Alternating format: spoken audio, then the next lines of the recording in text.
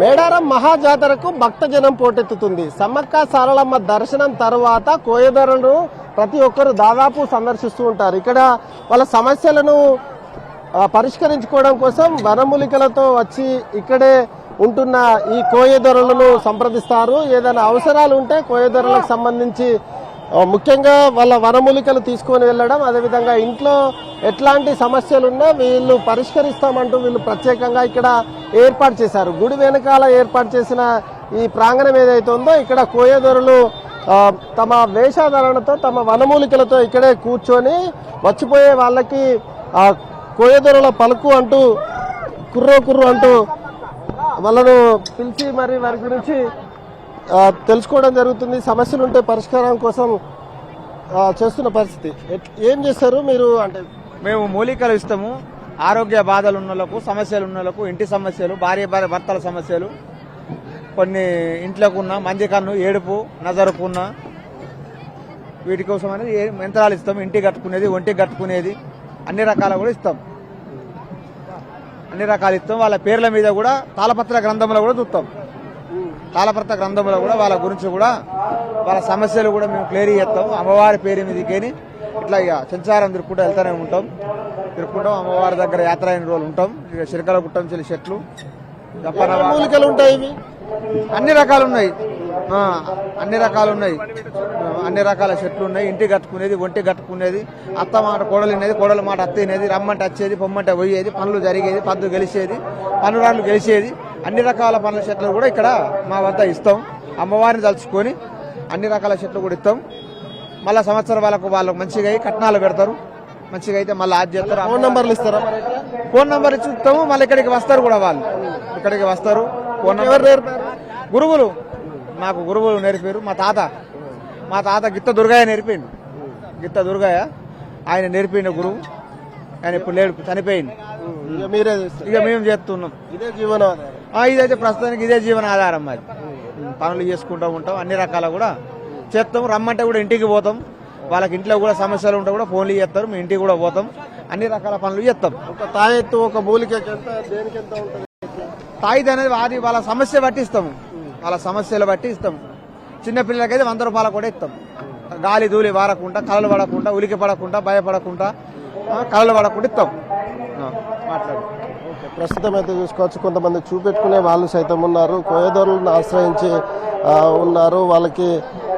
వాళ్ళతో మాట్లాడిద్దాం. ఏంటండి మీ సమస్య ఏంటి? ఏం చెప్తున్నారు? అంటే మేము ఇంతకుముందు కూడా వచ్చినాము. అప్పుడు కూడా మాకు చూసిరు, మంచిగా చేసిరు, మంచిగా చూపించారు, మంచిగా అన్ని చెప్పారు. బాగానే అన్ని వర్కౌట్ అయింది. మళ్ళీ ఇయర్ మేము వచ్చినాము. మేము ఒక 5 కిలోమీటర్ బండి పెట్టేసుకొని ఇప్పుడు ఇక్కడ నడుచుకు వచ్చాము. మాకు నీళ్ళన్నా 4-5 అవర్స్ పడుతుంది నడుచుకుంటూ రావడానికి. మా ఫ్రెండ్స్ కూడా వచ్చారు. ఏం చెప్తారండి మీరు?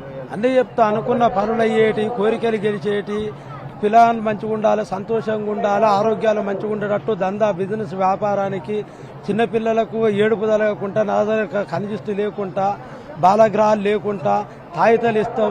తల్లి దయ వల్ల ఇప్పుడు కొన్ని సంవత్సరాల బట్టి మేము చిన్నగా ఉన్నప్పటి మా తాతలు ముత్తాతలు చేసిన పని మేము చేస్తున్నాం.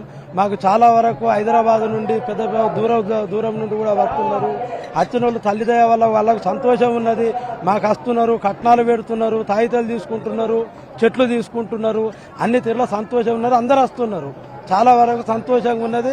ఇప్పటి వరకు లక్షలాది జనం వచ్చినా కానీ మొదలు సమ్మక్క దర్శనం చేసుకుంటారు. తర్వాత మా దర్శనం అయితే పక్క చేసుకుంటారు.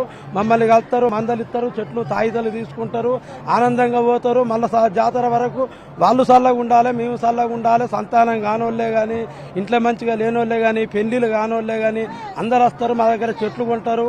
వాళ్ళు సంతోషం ఉంటే మళ్ళీ సంవత్సరం వచ్చి మాకు కలిసి కట్నాలు పెట్టిపోతారు. ఈ వనమూలికలు ఎక్కడ సేకరిస్తారు? ఎంత ఖర్చు అవుతుంది? ఏమన్నా చిలకల గట్టు నుండి తెస్తాం, కన్నెపల్లి నుండి తెస్తాం, జంపన్న బాగు నుండి, అక్కడ దెయ్యాల మడుగు నుండి కూడా తీసుకొస్తాం. వనమూలికలు అడవిలో తీసుకొని కొన్ని రోజుల ముందు, జాతరకు కొన్ని రోజుల ముందు నుండే సేకరించి తయారు చేసి దగ్గర పెట్టుకుంటాం. వాళ్ళు రాగానే ఇస్తాం. అందరికీ కూడా ఎవరికి ఏ సమస్యని బట్టి ఒక్కొక్కరికి ఒక్కొక్క సమస్య ఉంటుంది. సమస్యని బట్టి కూడా మేము వాళ్ళకు నెరవేరుస్తాం. వాళ్ళకు కూడా సంతోషపడుకుంటూ పోతారు. ఎన్ని రకాల వనమూలికలు ఉంటాయి? ఇవన్నీ ఏ పేర్లు ఏమన్నా చెప్పచ్చు? పేర్లు ఉన్నాయి. మొత్తం ఉన్నాయి. తెల్లేలుపు ఉన్నది, నల్లేలుపు ఉన్నది, నల్లవాయులు ఉన్నది, అటు ఏలుపు చెక్కు ఉన్నది, అంటున్నావా, ఒకటి ఇసముట్టు ఉన్నది, ప్రతి ఒక్కటి ఉన్నది. ప్రతి ఒక్కటి ఉన్నది. ప్రతి ఒక్క సమస్య కూడా మా దగ్గర చెట్లు దొరుకుతాయి, అన్నిటి కూడా పరిష్కారం అవుతుంది. అంటే చేయి చూసి చెప్తారా లేకపోతే మామూలుగా మాకు ఏదైనా చెప్తాం, ఈ గ్రంథం చూసి చెప్తాం. ఈ గ్రంథం చూసి వాళ్ళ పేరు బలం ఎట్టున్నది, అనుకున్నది ఎట్టున్నది, ఈ సంవత్సరం మంచి ఎంత, చెడు ఎంత, ఆదాయం ఎంత, ఖర్చు ఎంత, ఫ్యూచర్లో ఏ రకంగా ఉన్నది, వాళ్ళ సంతోషం ఏ రకంగా అయితే బాగుపడతారు, ఏ చెట్లు అయితే ఏ రకంగా ఉంటాయి అన్నది కూడా ఈ గ్రంథంలో చూసి చెప్తాం వాళ్ళకు. ఏది ఇది అమ్మవారు సమ్మక్క వనంలో పుట్టిన దేవత, వనదేవత కాబట్టి వనదేవతకు కంకవనం ఏముంటది, కంకవనం చేత పట్టుకొని వాళ్ళకి చెప్తే వాళ్ళ పనులు కూడా నెరవేరుతాయి, వాళ్ళ ఆశలు కూడా శుభం జరుగుతాయి. ప్రస్తుతం అయితే చూసుకోవచ్చు కంకవనంలో పుట్టిన అమ్మవారు సమ్మక్క ప్రతీకగా ఏదైతే కుంకుమభరణి రూపంలో కంకవనంలో అదృశ్యమైంది. అక్కడ ఆ తర్వాత అమ్మవారు ప్రత్యక్షమైంది కనుక మేడారం సమ్మక్క సారలమ్మ జాతరలో ఈ కోయకు సంబంధించిన వీళ్ళు కుర్రో అంటూ వాళ్లకు భక్తుల కష్టాలు బాధలు పరిష్కరించడం కోసం తమ మూలికెలుస్తున్నామని ఈ సంవత్సరం తీసుకెళ్లిన వాళ్ళు మరో సంవత్సరం తాము ఎక్కడున్నా వస్తారు, లేదంటే వాళ్ళ సమస్యల పరిష్కారం కోసం ఇంటికైనా వెళ్తామని వీళ్ళైతే చెప్తున్నారు. కెమెరామెన్ సత్యంతో సారంగపల్లి ఎన్టీవీ మేడారం నుంచి.